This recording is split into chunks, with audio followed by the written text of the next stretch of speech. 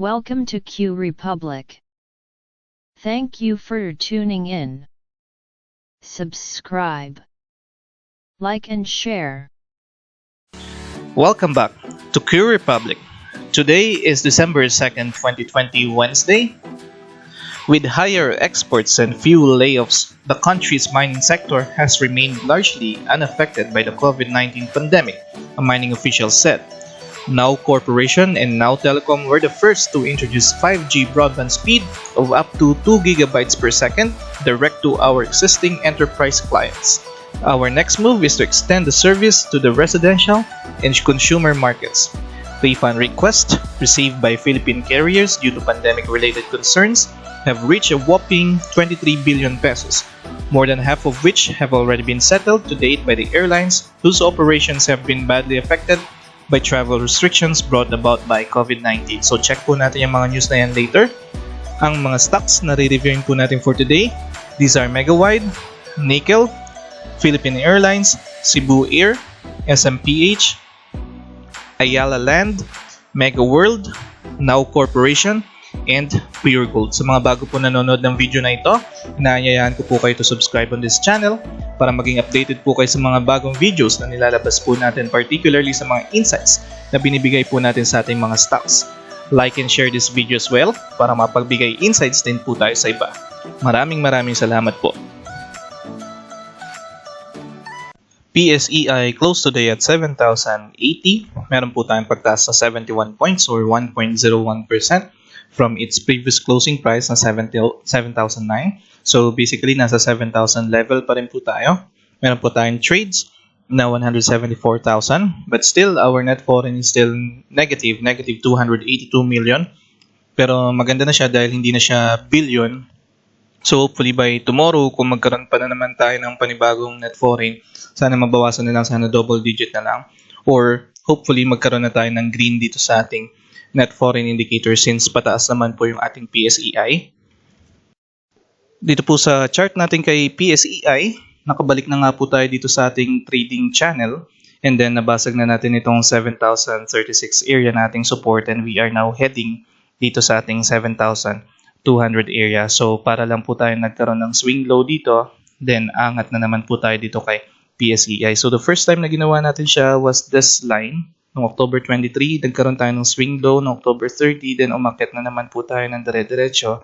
Then nagkaroon tayo ng swing low. So, based dito sa history natin, we are speculating na akyat po tayo dito kay PSEI. So, by this week, maybe hanggang next week or the week after is may pagtaas pa rin po tayo ma-observe dito kay PSEI. So, ito po yung time na maka-experience tayo ng gain sa ating mga stocks. So, plan nyo po maigi yung parang magiging target price niyo sa kanya kasi meron na naman tayo ma-observe sa kanyang swing low habang packet tayo ng packet dito sa ating PSEI. Pero as of the moment, for this week, ma-observe natin siya na there's a good chance na mabasag natin to 7,200 kasi after po na itong mga selling volume, puro buying volume na po nakita natin and na-maintain naman natin yung height o yung kapal ng ating buying volume.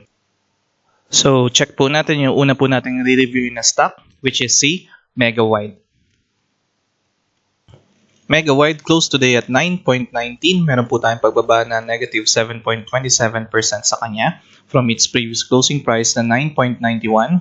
Umabot po tayo hanggang 9.79 today. Meron tayong trades na more than 6,400 and net foreign na negative 58.85 million. So, after po ng mga green natin for 3 trading days, this is the first time na meron po tayong red or negative dito sa ating net foreign indicator. Check lang po natin itong clarification of news report, December 2nd, from Megawide regarding the subject, NBIO case filing of anti-dummy charges versus Megawide sa Advera, Indian partner for Mactan Airport project. So, we write with respect to the news article published by Billionario.com.ph on 2nd December, regarding sa subject. So, Billionario Edgar is facing charges before the Department of Justice for allegedly violating foreign equity restrictions when his company Megawide partnered with New Delhi-based GMR Infrastructure Limited for the operation of the Mactan Cebu International Airport.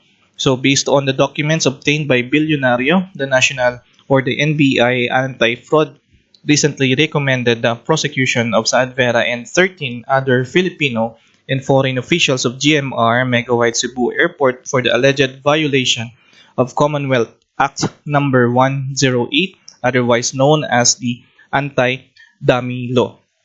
The NBI found evidence against Saadvera and his business partners for violation of the anti-dummy law. So sabi naman po ng Megawide, they denied all of the allegations in the article and it will vigorously defend itself and exercise all legal remedies to protect it from this contemptible action. As of writing, GMCAC has not received any correspondence from the Department of Justice regarding the alleged complaint. So, may allegation pa lang po. Wala pa naman pong parang action or correspondence from the Department of Justice. And ito nga po si Megawide is denying the accusation coming from this report that was published in billionario.com.ph. So, you can double check this one under Instagrams and you can read the full article. And meron din pong press release itong si Megawide today, December 2nd, 2020. So yung subject nila or yung title nila is that to bring down qualified fellow Filipinos is anti-progress and anti-Filipino. Crab mentality continues to hold our country back from recovery and progress. So the MCIA, the only multi-awarded Philippine airport known for its warmth and first world service as gateway, is being threatened by malicious attempts to bring down its reputation and credibility. These bitter efforts are attempting to further deny the Duterte administration and the Filipino people a significant step towards national economic recovery. As widely held, publicly listed companies, Megawide and GMR strictly adhere to pertinent laws, rules, and regulations, including those relating to projects bidded by the Philippine national government. We have done so at the MCIA and will continue to do so for the rehabilitation and transformation of the NAIA. So they compared po yung ginawa nila dito sa Mactan in kung paano po nila ginawa yon or kung paano po nila parang ni-rehabilitate or pinaganda, ganun din po yung gagawin nila kay NAIA following laws or kumbaga parang lahat po ng batas is susundin nila. So they are completely denying the allegation na nangyari po today. So, you can read this full press release ni Megawide. Meron pong kopya na ito si Instagrams para mabasa niyo rin po yung buong press release ni Megawide. Dito po sa chart ni Megawide, dito po sa malaking trading channel na meron tayo started from June 1 hanggang present, meron po tayo ngayong resistance around 9.30 area and then support around 8.90 area. So regarding its price action, upon reaching this high around 10.58 or 11 pesos area, nagkakaroon po tayo ng matinding price rejection. And after po nyan, dito naman po sa ating 10 peso area, ilang beses din po natin itong inattempt, but still, we are having a strong rejection dito po sa atin ng market pagdating po dito sa price na to. Currently, makikita po natin na itong ating candlesticks or candlestick for today is nabasag niya po itong ating moving average 9 pababa and we are heading towards here sa ating moving average 20. So meron po tayong weakness na nakikita sa kanya. Although may mga lower highs tayong nakikita sa kanya, ang maganda po sa ginagawa ni Megawide is that na-maintain po natin siya above the moving average 20. So sa momentum wise, maganda naman po yung pinapakita natin. Though we are dropping here, we are now at the 49, so far from the overbought area and heading towards here sa oversold area natin. Pero we are anticipating na kung bumaba man tayo dito is mag-bounce back tayo dito sa ating parang trend line, dito sa ating stochastics. Pero if not, siguro ang pinaka-low na may expect natin sa kanya is dito sa 23 area. So last time na tinouch po natin siya was November 9. So ito po yung mga araw na nagdikit na po itong ating moving average 9 and ating moving average 20. So since may weakness po tayo nakikita dito kay Megawide as of the moment, hindi po malayong mangyari na magdikit po ulit itong ating moving average 9 and moving average 20 while consolidating dito po on or below 8.90 area. So since dalawang resistance po yung parang merong matinding matinding resistance. Itong nakikita natin 9.58 and 10.58. So dalawang resistance po yan. We are speculating na baka mag-consolidate tayo dito sa box na to kung saan magmi-meet po itong ating moving average 9 and moving average 20. So meron po tayong malaking selling pressure or selling volume today. We are anticipating that we are going to have another selling volume by tomorrow. Pero siguro naman mababawasan itong ating selling volume for tomorrow. That's why we are anticipating na bumaba tayo dito sa ating 8.90 area na support. So medyo weak pa rin itong ating support na 8.90 area, not until magkaroon ulit tayo ng mga buying volume dito. So maybe magkakaroon muna tayo ng pause dito kay Mega Wide while consolidating dito sa 8.90 area kasi previously, parang 2 linggo, 3 linggo rin natin ito tinatry na basagin. Nabasag naman natin siya pero may price rejection tayo and then may price rejection pa rin dito sa 9.58.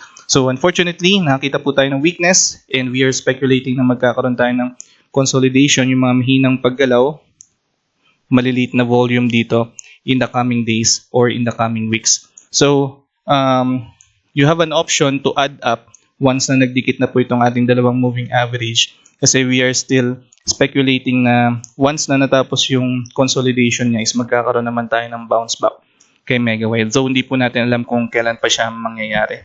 Pero hindi rin naman natin naalis na baka magkaroon din tayo ng magandang buying volume sa kanya. We are just more on speculating dito sa mga current na candlesticks na nangyayari dito kay Mega Wide, which is puro weakness po yung nakikita natin. And then dito nga sa stochastics natin, there's a chance na bumaba pa tayo dito maximum sa 23 level area kung saan na-observe natin na medyo magkadikit si moving average 9 and moving average 20. So check nyo po maigi yung magiging option natin dito para kay Mega Wide. Nickel closed today at 4.66. Meron po tayong pagbaba na negative 2.92% sa kanya from its previous closing price na 4.80. Ang high po natin today is 4.87, trades 817, and net foreign na 1.6 million. So checking our net foreign indicator, today is our 6th trading day na meron pong support coming from the foreign investors. However, if you're going to check it further, maganda naman po yung nagiging support ng ating foreign investors dito kay Nickel hanggang this month. So October, November, December, maganda po yung support na nakikita natin. Check lang po natin itong news galing kay mb.com.ph. Mining sector unaffected by COVID-19. So it was published today, December 2nd, 2:40 p.m. With higher exports and few layoffs, the country's mining sector has remained largely unaffected by the COVID-19 pandemic, a mining official said. And then, meron po tayo ditong parang statement coming from Mr. Brimo, the president of Nickel Asia Corporation. I think there is a growing realization in the government and that we need to do something to keep the economy moving again. The way to do that is to fix the policies to grow the industry. And na-take note din po dito na during the first half of this year, despite na meron po tayong pandemic, nagkaroon lang po tayo ng decline sa mining export or mineral exports po natin ng 2%. And employment in mining was also largely unaffected by the pandemic, with some large-scale mines only experiencing temporary closures because of lockdown. So wala pa masyadong na-layoff dito sa ating mining sector. However, according to Mr. Brimo, there are 3 problematic policies that have stifled the growth of the industry, including the moratorium on new mineral agreements imposed under Presidential Executive Order number 79 last 2012 and the ban on the open pit mining method issued by former and late Environment Secretary Regina Paz Lopez. Mr. Brimo also said that there is still a need to resolve the suspension orders issued by Lopez to some mining companies. So this one is a good points for mining sector kasi na-highlight nga po nila na hindi po sila masyadong naapektuhan ng COVID-19, but still there are still some things to work on para mas ma-improve po itong ating mining sector. So you can double check this news under mb.com.ph and you can read the full article. Dito po sa chart ni Nickel, meron po tayong malaking trend channel sa kanya na ino-observe pa po natin since nung June 2020. And then nung nagkaroon po tayo ng malakas na momentum dito kay nickel is nabasag po natin itong malaking trend channel natin. And nagkaroon po tayo ng maliit na trend channel natin kung saan yung support natin is si moving average 20. And then yung mga candlesticks natin ay nagte-trade above moving average 9. So meron din tayong maliit na trend channel na tinitingnan dito. Currently, meron po tayong resistance around 4.75 area and then support around 4.56. If we are going to mirror this two candlesticks dito sa past na two candlesticks natin na nangyari noong November 25 and November 26, we are anticipating na pwede pa tayong bumaba dito sa area na to somewhere above 4.56 area touching this moving average 9. Checking the momentum neto ni nickel, nandito po tayo ngayon currently sa 60, so we are still near the overbought area. And then parang meron tayo ditong dip na pwede mangyari around 48 dito sa ating stochastics. So nangyari po siya noong October 29. If we are going to mirror it dito sa ating price action, ito po yung nangyari nung na-touch natin itong moving average 20. So as of the moment, we are speculating na magkakaroon pa tayo ng pagbaba dito by tomorrow hanggang 4.56 area. If ever man tumuloy pa po yung ating price rejection, you can anticipate na pwede natin matouch itong moving average 20. So sa may mga hawak pong shares kay nickel, maganda pa rin naman yung momentum ni nickel. It's just that magkakaroon muna tayo ng parang swing low dito. Maximum na matouch natin yung moving average 20. So sa mga gustong pumasok dito kay nickel, that's the time or that's the best time na pwede na kumuha tayo ng shares sa kanya kasi after touching itong moving average 20, i-observe na naman natin or we are going to speculate again that we are going to trade above the moving average 9. So kung gusto niyo pong makuha ng magandang position, abangan nyo siya touching the moving average 20. If not, just near the moving average 20 kasi nakikita natin may price rejection tayo dito sa area na to and there's a chance na masundan pa siya ng another rejection and baka mag-on or below tayo dito sa 4.56 area. So maganda pa rin naman yung trend. It's just that magsiswing low muna tayo then bago tayo umakyat dito kay nickel. So yun po yung nakikita natin based sa mga indicators natin as of the moment. So check nyo po maigi yung magiging options natin para kay nickel. PAL closed today at 7.30. Meron po tayong pagtaas na 2.67% sa kanya from its previous closing price na 7.11. Trades po natin 35. Net foreign na 7.87 or 7,870. So far dito sa net foreign indicator natin, may mga pumapasok pero hindi naman ganoon kalakihan. Then mostly zero yung nakikita natin dito sa kanya. Pero good start po ito for December. Hopefully magsunod-sunod siya. News coming from Philstar.com. Airline refund request hit 23 billion pesos. So it was published today, December 2nd at 12 a.m. Refund requests received by Philippine carriers due to pandemic-related concerns have reached a whopping 23 billion pesos and more than half of which have already been settled. So may tatlong airlines po silang na-mention. Si AirAsia, 70% na daw po yung na-refund. Si PAL, 80% na daw po. And itong si Cebu Air is 50% na daw po. So they are still in the works in completing this 23 billion peso refund. So you can double check this under Philstar.com so you can read the full article. Dito po sa chart ni PAL, meron po tayo ditong resistance around 7.40 area and then support around 7.10 area. And then ma-observe din po natin na meron tayo dito mga lower highs na nakikita. So meron din tayo ditong parang a cup and a handle, same like dito sa current na tinatakbo nitong stock na to. So we are anticipating na magkakaroon tayo dito ng little consolidation kasi nga may weakness tayong nakikita and dito sa ating stochastics is we are near the oversold area. So maybe ang hintayin po natin dito is magdikit na naman po itong ating blue line or itong ating moving average 9 and moving average 20. That's why we are speculating na magkakaroon muna tayo dito ng long consolidation. Checking the volume, medyo mahina po yung pasok ng ating mga buyers or sellers. So mostly nag-hold lang po sila, may mga ilang nagbebenta lang, then may sasalo na naman. So napakaliit po ng ating parang trading range. So meron tayong ditong parang the list is 7.10, then the high is around 7.40 area. So we are speculating na magko-consolidate muna ito si PAL. We just don't know until when, pero as of the moment maliliit pa po yung ating volume.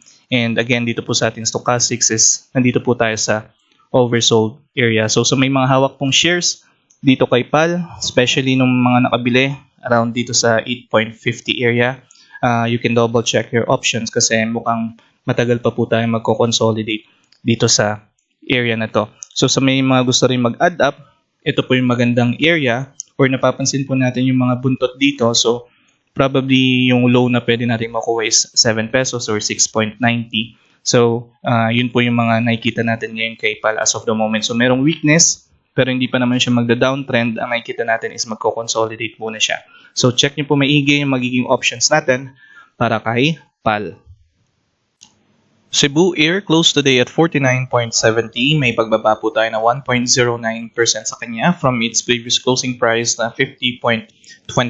Umakyat lang po tayo hanggang 50.35 today. Meron tayong trades na 1,500 and net foreign na negative 9.82 million. So far, wala po tayong makikitang support coming from the foreign investors dito kay Cebu Air.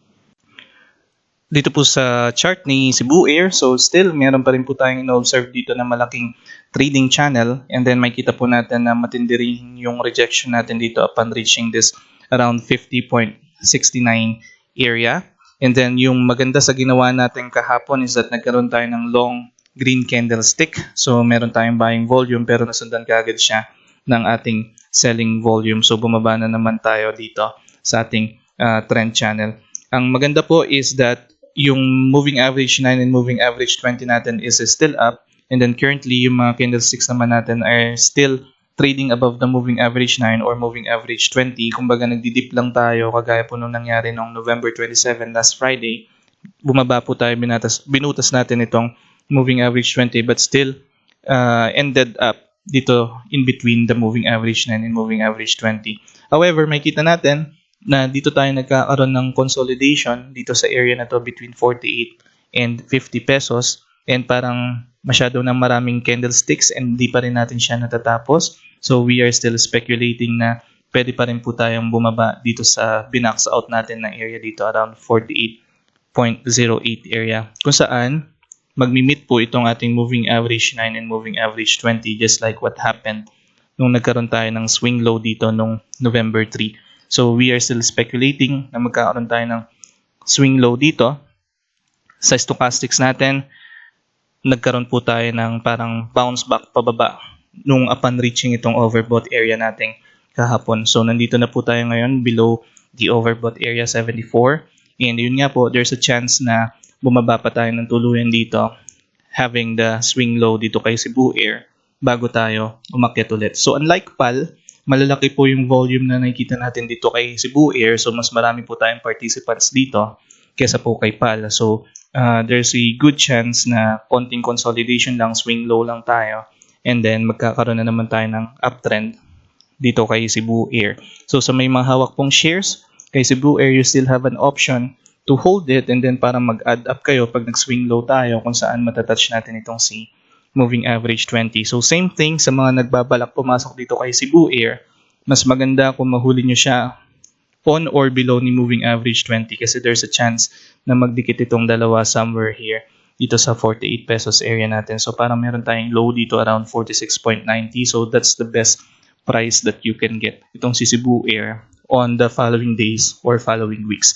So check nyo po maigi yung magiging options natin para kay Cebu Air. SMPH closed today at 38.20. May pagtaas po tayo na 0.53% sa kanya from its previous closing price na 38 pesos. Umabot po tayo hanggang 38.35. Meron tayong trades na more than 4,600 and net foreign na negative 11 million today. So far, from November 24th up until today, wala po tayong support coming from the foreign investors. Dito po sa chart ni SMPH, may ino-observe po tayo ditong trend or ating trading channel, and currently we have a resistance around 39.40 area and then support around 37.33. So after po natin ma-cross down itong moving average 20 natin yesterday, so yung moving average natin dito is parang may pagka blue-green. So binutas natin siya and then umangat tayo hanggang sa umangat na rin sa moving average 9. And then today, we are maintaining this moving average 9 level area and maintaining the support around 37.33. Dito po sa ating stochastic, sa ating momentum, after po natin mag-drop dito nung Friday, unti-unti po tayong market ngayon and currently nandito po tayo sa 58 level heading towards dito sa ating overbought area. So we are speculating na tapos na po itong pag-swing low natin dito and then bumibelo na po tayo pag-akyat dito kay SMPH. So meron po tayong matinding harang dito around 38.50 area. So mas maganda maliit na volume lang ulit para unti-unti natin siya maakyat. Kasi pag ganitong kalaking volume na naman yung gagawin natin, may chance na magkaroon na naman tayo ng price rejection sa kanya. Pero, ang nakikita po natin ngayon is that maganda na naman po yung takbo niya. So, congratulations po sa mga nakasalo dito sa area na to. Kasi kung nakasalo po kayo doon, meron na kayong parang 9% na gain kagad. And then there's a good chance na babasag natin itong 39.46 area in the coming days or by next week. So, maganda pa rin po yung ginagalaw ni SMPH. We're still trading above the moving average 9. Nagkakaroon lang tayo ng swing low. So, ito yung first swing low natin, then high, then second swing low, then we are speculating magkakaroon na naman tayo ng high dito kay SMPH. So, you have an option to hold if you already have shares. Kung gusto niyo naman pumasok dito kay SMPH, looks like tapos na yung ating swing low. So, ma-observe niyo siya. Mas magandang area na sa kanya is kapag dumidikit siya sa moving average 9. Pero kung magkakaroon pa rin naman siya ng buntot, nababasagin itong si moving average 9, yun yung the best na area na makuha natin sa kanya. So check nyo po maigi yung magiging options natin para kay SMPH. Ayala Land closed today at 40.50. Meron po tayong pagtaas sa 1.89% sa kanya from its previous closing price na 39.75. Meron po tayong trades na 6,800 and net foreign na positive 150 million. So after po ng 5 consecutive trading days, today meron po tayong support coming from the foreign investors and good start po ito for the month of December. Dito po kay Ayala Land. So after niya rin po mag-swing low dito, kagaya nung nangyari kay SMPH is that nagte-trade na rin po tayo above the moving average 9. So, ito po is parang pangalawang swing low na rin ni Ayala Land. So, same thing by kay SMPH. And currently, we have a support around 37 or 39 area support natin and then resistance natin around 42.85. So, sa mga nakasalo dito sa area na to, magandang position po yan. And then, we are speculating na dito sa box na to, meron tayong high as 42.85. So, kung may mga gusto pa pong pumasok dito kay Ali, mas maganda kung ma-observe natin siya or makakuha tayong price near the moving average 9. Then we are still going to have like a 9% increase or gain sa portfolio ninyo. So, meron naman yung mga buntot-buntot na nababasag itong si moving average 9. So, dun magandang sumalo sa kanya. So, kaya lang, kailangan nyo siya mabantayan on a daily basis or siguro mag-off hour bid kayo. So, siguro magandang area dito is around 38.90 or 39. So parang pinakamababa na is parang 38.80. Pero otherwise, sa may mga shares na po dito kay Ayala Land, you still have an option to hold it kasi may maganda pa rin po tayong trend na ginagawa dito kay Ayala Land. So check nyo po maigi yung magiging options natin para dito kay Ali. Mega World closed today at 3.85. Meron po tayong pagbaba na 1.28% sa kanya from its previous closing price na 3.90. Umabot po tayo hanggang 3.92 today. Ang trades natin, more than 1,400 and net foreign na negative 7.69 million. So far today is the 4th trading day na wala po tayong support coming from the foreign investors. Dito po sa chart ni Meg, meron po tayong resistance around 3.90 area and then support around 3.74 area. And makita po natin mukhang matindi yung price rejection natin dito upon reaching 3.90 area. So meron tayong maraming candlesticks dito and still hindi pa rin po natin siya nababasag. So makita rin po natin yung ating volume is paliit ng paliit. So kumbaga para nagkakaroon tayo ng consolidation dito ngayon kay Mega World. So sa momentum natin, medyo may weakness din tayong nakikita and we are heading towards down. Nandito po tayo ngayon sa 68. Pero ang maganda po sa ginagawa nito ni Mega World is that we are still observing or we're still trading above the moving average 9. It could be, since meron na tayong mga lower highs na nakikita dito, is magkaroon tayo ng swing low din dito kay Mega World, kung saan ma-observe natin na bababa yung candlesticks natin, touching or even breaking down this moving average 20. So, it could be na by the coming days or by the coming weeks, dito natin ma-observe itong si Mega World, kung saan makita tayo ng parang lower highs dito kay Mega World o dito sa mga candlesticks niya. Kasi meron nga po tayong weakness, so and yung mga volume natin is maliliit, pero nagtitrade pa rin naman tayo above. So we are just speculating na magsiswing low muna tayo dito. Siguro the most is around 3.68 or 65 area din bago tayo magkaroon ng bounce sa kanya. So medyo maghintay muna tayo ng konti. Medyo may pagbagal muna tayo makikita dito kay Mega World. So you still have an option to hold your shares kasi may maganda pa rin naman momentum. Magsiswing low muna siguro tayo dito kay Mega World, and then bago tayo magkaroon ng pagtaas ulit sa kanya. So sa mga may gustong pumasok dito kay Mega World, pwede nyo po siyang abangan kapag natouch niya na ito or nabasag pababa yung moving average 20. Yun po yung magandang area kung saan nyo siya pwedeng bumili para pag akyat po niya is mas maging profitable kayo sa kanya. So check nyo po maigi yung magiging options natin para kay Mega World. Now Corporation closed today at 4.83. Meron po tayong pagtaas na 2.99% sa kanya from its previous closing price na 4.69. Umabot po tayo hanggang 5.08 today. Meron po tayong trades na more than 5,300 and net foreign na negative 2.01 million. Today is our second consecutive trading day. However, without November 27, from November 23, puro red po yung nakikita natin dito sa ating net foreign indicator. Check lang po natin yung pinaka-latest news natin para kay Now Corporation. Galing po ito kay mp.com.ph.